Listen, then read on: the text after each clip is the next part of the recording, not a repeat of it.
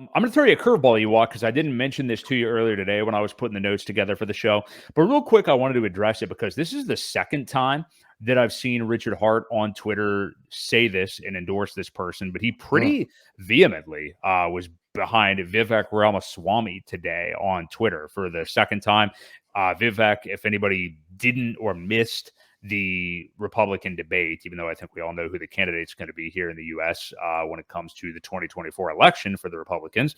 But Vivek had a lot of mic drop moments. Basically, it was one of those debates where if you watch a liberal or any kind of like rhino or like old school Republican who had something to say about it, that Vivek embarrassed himself. He was desperate. And then anybody that's just like neutral and watching it was like, okay, he clearly crushed everybody else on the stage.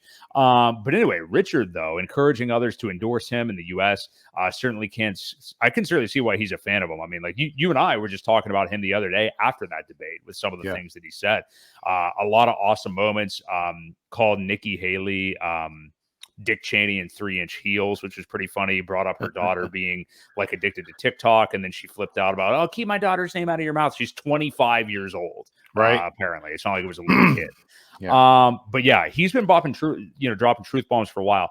I know there's people out there that, and I get this, and this is why I was a skeptic for a little while as well about Ramaswamy, but there's been people out there like, oh, if somebody comes along and they're saying all the right things and they're this suave, because it's kind of the Barack Obama effect a little bit because he's such a good speaker, smart young guy, to be wary of that. But he's got me at this point. I mean, at this point, like I've seen enough from him that I think his intentions are good. I'll be voting, in the presidential election for who the Republican nominee is, basically, regardless, I think, at this point. Obviously, it's going to be Donald Trump. But, yeah, what do you make of Richard's backing of Vivek, though? I mean, I like where he's coming from. Totally sees why, why Richard is so into him. And, I think as we get to like 2028, probably, if unless Vivek is even like Trump's running mate, maybe. When this is all said and done, which I think would be really fascinating. I'm basically in favor of any outsider who isn't a classic politician for either party taking over the party. I'm basically a fan of that. So, what do you make of this? What do you make about Richard's endorsement of Vivek, though? I like it. And I think that one of the big reasons is dude's not 78 years old. You know what I mean? I really think you've got to make some changes at some point. We've got to get rid of the old politician ways of thinking if we want to get this country back in shape and make it better. I know Richard believes in a lot of the things. I think they've actually had some discussion on Twitter. I've seen tagging of each other back and forth, and Vivek actually responded to a couple things. So pretty cool to see that. He's just a younger way of thinking, and I think again, we've got to see a little bit of that to definitely help turn things around. I support it too. Like I think I agree with what you said too. Whoever the Republican nomination is probably which way I'll vote. But unless we get a far better. Well, I'm not even going to go there because I don't think it's possible. But yeah, a better Democratic candidate. I don't think that. Maybe a different one. I don't know about. Well, I don't know. It depends on your definition of better. To be better, right? I think it would definitely have to be way different to be better.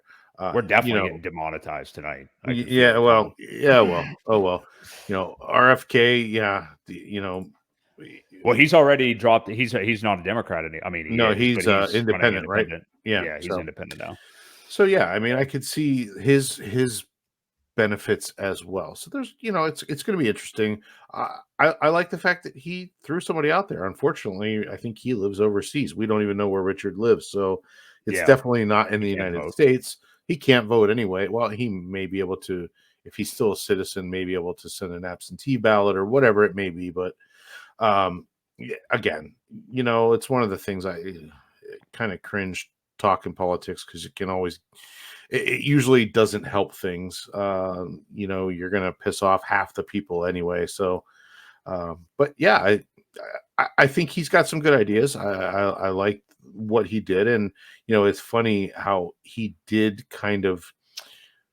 use the Trump tactic a little bit of throwing some insults out there, Yeah, right. and a lot of people like that, so Mhm. yeah, we'll see how it goes. It's going to be He an also he interesting one. definitely he definitely, like you said, offers like a young candidate for once, which is Yeah, good, especially in the Republican Party, which could definitely use some new blood. But also, again, I mean, it doesn't really matter who it is to me. Anybody who's not part of like the typical political establishment and not really a Democrat or right. Republican, I'm more apt to listen to, especially these businessmen. I mean, like it or not, I think Donald Trump set a precedent. And I don't just mean like for the Republican Party or for people like him or whatever, for anybody that, somebody can come in that isn't a part of this party and win, like a Yeah, business outsider. And sure. I am more apt to trust businessmen who are already unbelievably wealthy that really don't need this position to the level as a career politician. Yeah, They're usually going to be filled with even more corruption. I mean, hey, let's face it. I mean, probably all of them are corrupt to a certain level, but I just have a tendency to believe people who are actual businessmen, businesswomen, whatever, that have made it already. yeah. I saw a statistic too that Trump was the only president that we've had in the last I don't know, 20 years or so, maybe all the way back to Reagan, that did not increase his wealth when he became president. It's kind of Mm, interesting yeah. to see the disparity between all of them and how much their net worth went up, where his actually went down. Yeah. Interesting. Yeah, definitely. Yeah, I think we always talk about RH being in it for the glory. I mean, that's another thing too. I mean, it's if somebody's already rich, I tend to trust them more because it's like, well, they're already there. Like they don't really need much more from you. Whereas like lying, cheating politicians that have been at it forever, making like low six figures and with a crazy illegal stock portfolio and stuff, have a lot more they can take from you. So yeah, just keep that in mind. Not telling you to vote who to vote for, Democrat, Republican, whatever, but it's interesting though to see this from RH, and I do like Ramaswamy, so we'll see where Yeah, things go from it'll there. be interesting.